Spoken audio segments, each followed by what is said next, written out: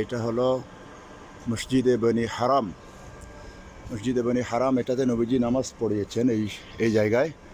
এটা হলো মদিনা শরীফে হিজরত করার পরে সর্বপ্রথম মুসলমানদের মধ্যে যে সন্তান ভূমিষ্ঠ হয়েছিল হজরত আবদুল্লাহ ইবনে জুবাইর রাদিয়াল্লাহু তাআলা।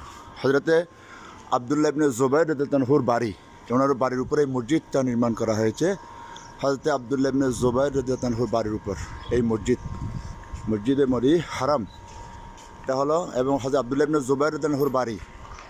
আলহামদুলিল্লাহ, এই জায়গার মধ্যে আমরা এসেছি মদিনা শরীফ। এটা হলো মদিনা শরীফে, আপনারা একটু ভালো করে খেয়াল করে দেখেন। তো মসজিদের আরেকটা জিনিস লক্ষ্য করুন, মসজিদের মিনারা। এখানে যে মসজিদের মিনারাগুলোর মধ্যে আপনার উপরের অংশটা গোল, এটা ভালো করে খেয়াল করেন আপনারা। গোল যে মসজিদের মধ্যে এই গোল চিহ্নটা আছে, এটা সেখানে নবীজি নামাজ পড়িয়েছেন। বাকি জায়গার মধ্যে ছাদের মতো, অর্থাৎ মিনারের উপর গুম্বদের উপর যে গোল করে দেওয়া হয়েছে, আপনারা বুঝতে পারেন যে স্মৃতিগুলোর মধ্যে, যেই মসজিদগুলোর মধ্যে এরকম গোল চিহ্ন আছে, সেখানে নবীজি নামাজ পড়েছেন।